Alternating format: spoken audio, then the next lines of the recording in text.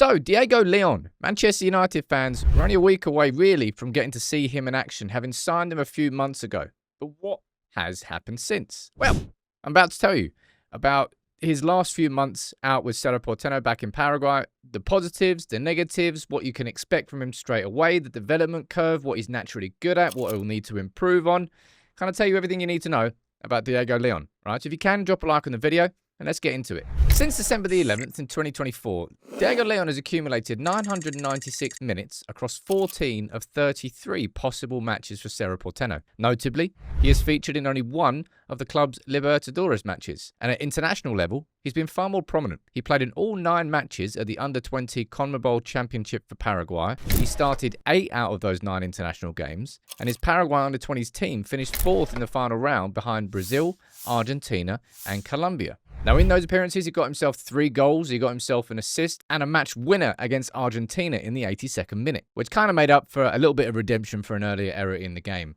Now, since he's actually been back in Paraguay, he's actually been getting a little bit of criticism from some fans who have questioned his, I suppose, commitment to Cerro Porteno after the news of his Manchester United move broke. And his period since the United announcement has been turbulent. As I said, he faced criticism from his own supporters, and certain reports suggest that the crowd was harassing him for his lack of commitment in the opening minutes. Since the news broke that he's going to United, it seems like he's not playing at 100%. He's holding back more and not putting his foot in when the match demands it. And I suppose that's not really too much of a surprise. Imagine he got a massive leg break or foot break or anything like that that massively curtailed the start of his United career. So even if it's subconscious, it's not too surprising. But in terms of the natural strengths of Diego Leon, we've already covered them in a previous video, and you'll know what they are. Very, very athletically strong. A natural athlete. Strong in the air, has good ball striking, is a goal threat, good with long passing. But of course, there's going to be areas of development for him at United. And while Diego Leon does show those promising physical attributes, he's going to have to improve at United. And of course he is. We're signing him as a bit of a project player, not somebody who is expected to come in and be great straight away. He delivers excellent balls over the top, he's got a good weight of pass, and has a naturally keen eye for a pass. And that will be an asset at United. His athleticism does stand out as that major asset, because he's massive. Size of his neck. Dude's like a bouncer. Anyway, that will definitely translate well to the Premier League. And I tell you what, I think that was actually kind of part and parcel of why we've signed him. The club will back themselves to coach him to be a better footballer, but if there's certain things that can't be coached, well, it's the natural physical attributes of a player, right? You kind of either got that or you don't have that.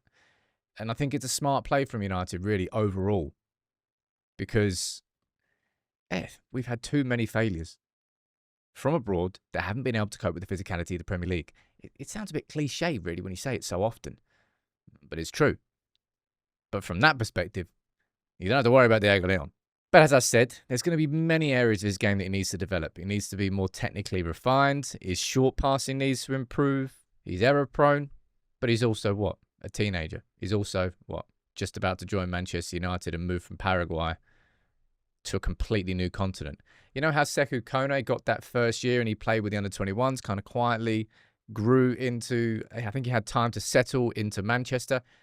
I would very much imagine that Diego Leon's going to follow the same approach that has been held with Sekou Kone, because it certainly worked for him. It allowed him to settle into his new club, country, environment, learn a bit of the language, to then make some appearances for the under-18s, and then eventually up through to the under-21s. I imagine we're going to be seeing the same pathway for Diego Leon, because I would say he appears to be very raw at this stage in his development. At the beginning of June, Nathan Salt from the Daily Mail reported that the plan is for him to start with the under-21s due to that rawness. His short passing is notably weaker compared to his long-range distribution. Sometimes it seems like he's being restricted or not enabled by his teams regarding the forward runs, and those limitations explain why he's viewed primarily as a project signing.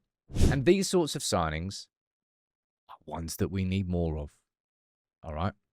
Whether it's Sekou Kone being signed from Guidars FC in Mali, or whether it's Diego Leon being signed from Cerro Porteno in Paraguay, both being signed as teenagers, both being signed with a long-term development plan. And I'll tell you, somebody who's probably been leading on this is Jason Wilcox.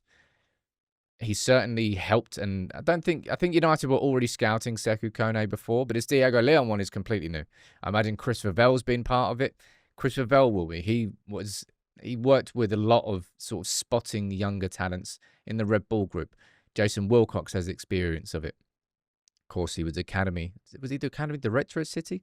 Well, he's quite high up in the academy at City. And then you got Omar Barada, who's allowing them to do what they need to do. But Diego Leon is somebody who I think it's fair to say represents a high ceiling prospect. But he's a prospect. I imagine we'll be seeing him on the preseason tour. We'll be seeing him at Carrington straight away with Ruben Amorim. And you never know.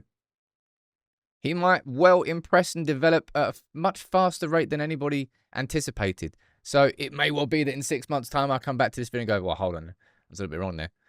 Diego Leon's actually far better than I thought he was. But we won't know that yet. It's going to take time for him to settle in. And I think this is just something that United fans not going to have to get used to. But that some United fans need to understand that it really is just sometimes better to let these younger players just kind of exist in the shadows in their first year. Don't put too much on them. Cheeto, I think even Cheeto was brought through quicker than anticipated, but a reflection of the quality that he had. And he'd already established himself in Arsenal's academy before he came in, whereas Sekou Kone, of course, came from Mali, and Diego Leon is coming from Cerro Porteno. But he's an excellent prospect, and he's an exciting prospect. I think what you're looking at now on that left-hand side, if you look at Harry Mass, you look at Diego Leon, you look at Patrick Dorgu, athlete. You're going to see similar characteristics being signed at every level across our academy, our first team, even the under-21s. And that's a good thing. I'm looking forward to seeing what he can bring to United. You could well see him go out on loan. Remember that we signed Enzo Canabiec, the youngster, from, where was that? Somewhere in France. Can't remember exactly where. And he's going to be going on loan for the season to Lausanne in Switzerland, of course, which is owned by Ineos, and gaining regular senior football. The beginning of the multi-club model. Could Diego Leon do the same thing? Potentially, but I would say there might be well, we'll see what happens. Maybe Darren Fletcher will work with him in the under-18s. Not sure. You can let me know what you think in the comments below. But Diego Leon, that's everything you need to know about sort of how he got on back in Paraguay. I'm looking forward to seeing what he can do in a United shirt in the future.